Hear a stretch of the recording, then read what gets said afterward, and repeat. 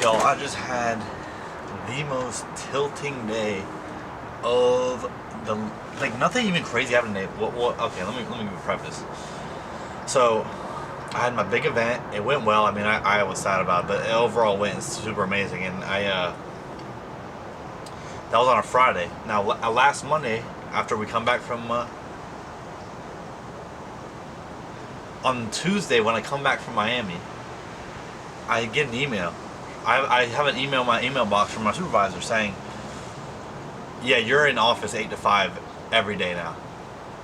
And I'm like, "What? That's my congratulations." And so before that, I was working 30 hours at the office, 10 hours from home, which is a great work-life balance. Amazing work-life balance, and I can spend more time with Willow, and she's not alone so much. And like it's just a bunch of it was. I mean, it's so then. Today was the first week of of me working 8 to 5 every day. And I get there, and I'm like chilling. I'm like, all right. And this was because they took away work from home for our whole office because there was people abusing. There was 2 people abusing it. Well, one of the people are no longer with us, and the other person is like, he works in the office too, right? And like I don't know. I feel like I'm getting watched. So I'm real serious about it. I get there 8 on the dot.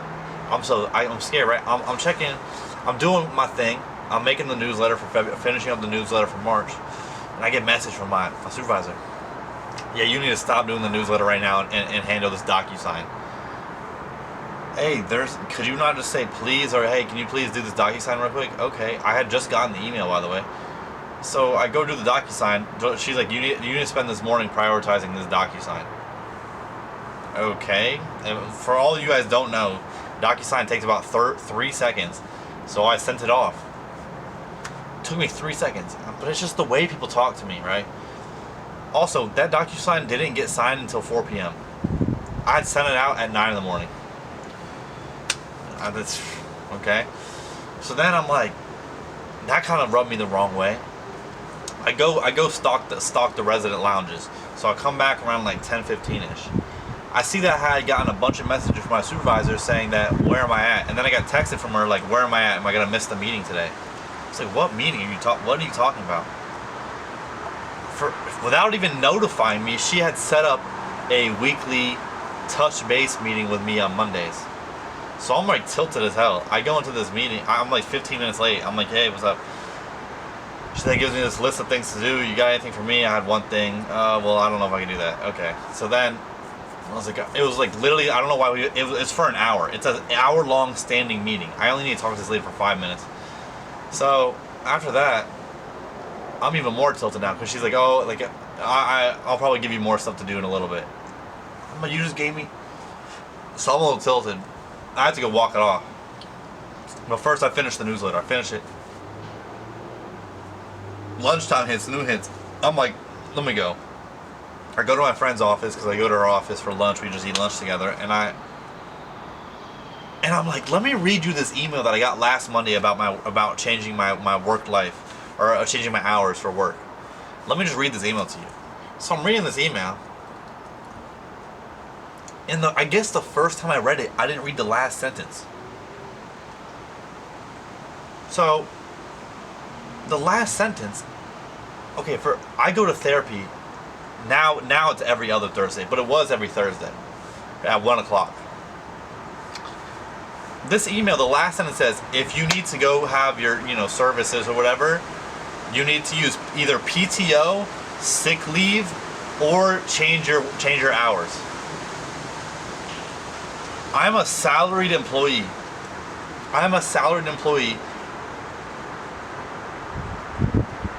And essentially, I've been given 10 extra hours in office to do. I've gotten more hours in office with no additional pay, and now I have to use PTO to go to therapy. Oh, I was super pissed.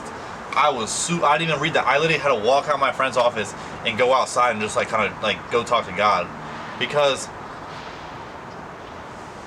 what happened was when my supervisor first she first got hired, we had a conversation. She had everyone in the office send her, what 2 days do you guys want to work out of office, like work from home? So everyone sends her 2 days, except for me. I say, I don't want any work from home days. I just want a good schedule.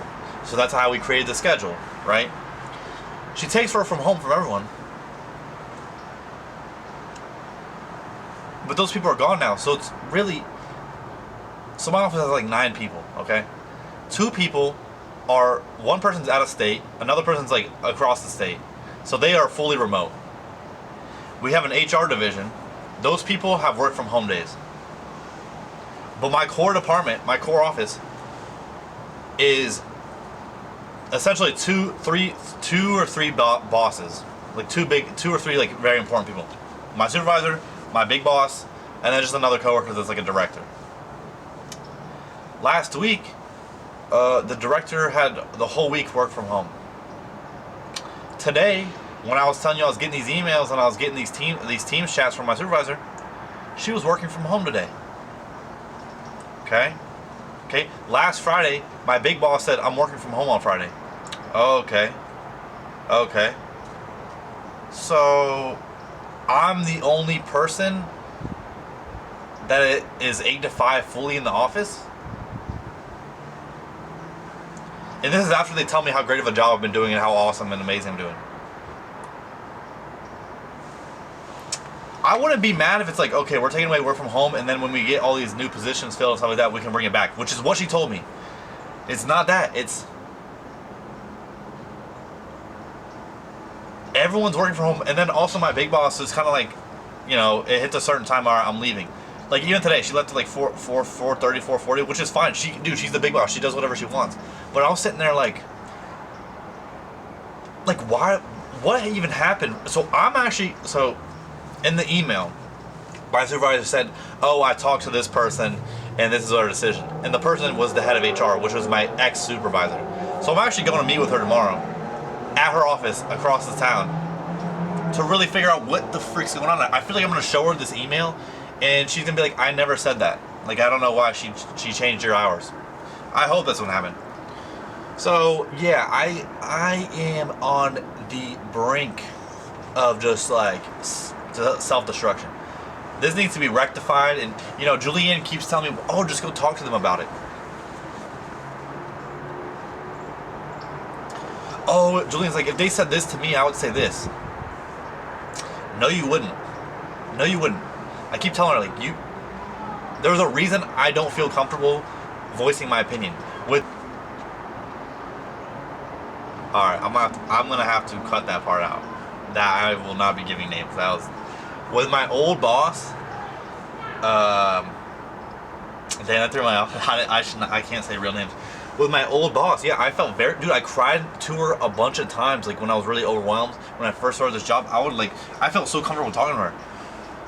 I do not feel comfortable talking to people in my office. And the worst part is, like, they start to notice when I've been more, I came in with a lot of like young boy naivety, where I'm like, I'm gonna, where you're just kind of being yourself. You're like sharing your experiences. You're talking about yourself, until you realize these people are not your friends, and they will never be your friends, bro. They're keeping tabs on me. They're keeping notes on me. These people are not, bro. So yeah, there's a reason I'm more coy. Is that the right word? And like more like withholding of information, because I feel like in every workplace, people, you just kind of learn that, and it's like, that position that they want me to apply to, that's like an upgrade, I don't want it. Cause it's like, so I'm gonna take on all this extra responsibility, and the thing about this job is it's a punch-in job. You gotta punch in on the wall. So I'm gonna punch in, have infinitely more responsibility, actually be a part of like having to talk to the leadership more, for an extra couple $1,000s a year after tax. No. There's just no way. So yeah, I'm just kind of tilted. And I know people are like, well, that's so normal. Everyone works at 8 to 5. That is normal. But in my circumstance, I took the job based off of certain flexibility. And then I got my dog based off of certain flexibility. And for them to take it away from me, not for any good reason, not because I haven't been doing my job, not because just because, and it only is for me, because everyone else is clearly doing whatever they want. I'm just kind of like, I'm feeling real disrespected. I cannot stand, And I know this is like everyone that works in like a corporate, anyone that works in any job ever, it has these feelings. But when you tell you, all I'm gonna tell you is this: is that my eyes are open, and I'm gonna hear out my old supervisor tomorrow. I'm gonna hear what she's gotta say. I'm gonna hear what she's gotta tell me.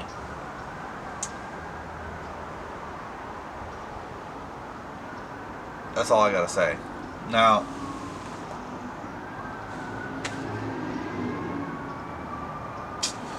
it was a very aggravating day. And then, so we have like a therapist that is for the residents and the people in fellowship, like for the doctors and actually for faculty too.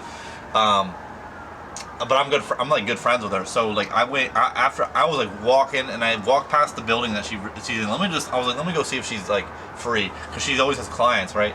And I knocked on her door. It was like 12 though, so I was like, it might be lunch. And I guess a client had no showed. So then I just talked to her for a while, and I felt better. I did feel a lot better, but guys, I like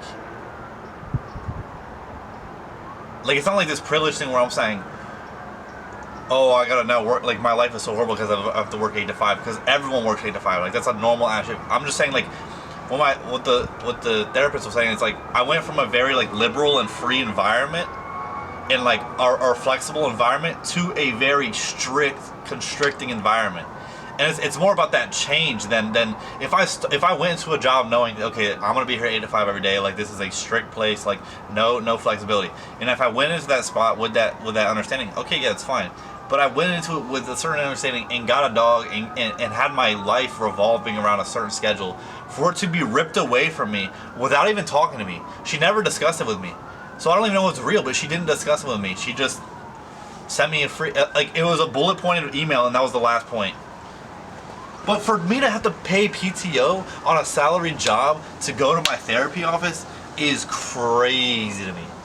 Is crazy to me. Because in a salary position, they're not paying for you for how many hours you do. They're paying you because of what you provide and your deliverables and like what you are. And if I'm delivering the same stuff, then why do I have to go use PTO? Yo,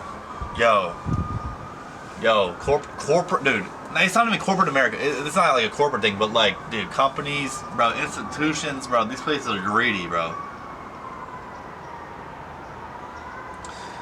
So anyways, yeah, I'm the only person that is actually like confined to this being at the office. So we'll see what happens. I can't wait for next week, because next week's spring break and it'll just be me in the office the whole week, and it'll be awesome.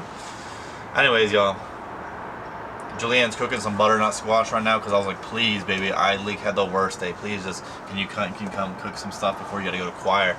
And here she is now. She's cooking some butternut squash. I love her. I love her. She was looking at rings this morning. Man, I love her. I love her. I love her. I love her too, Willow.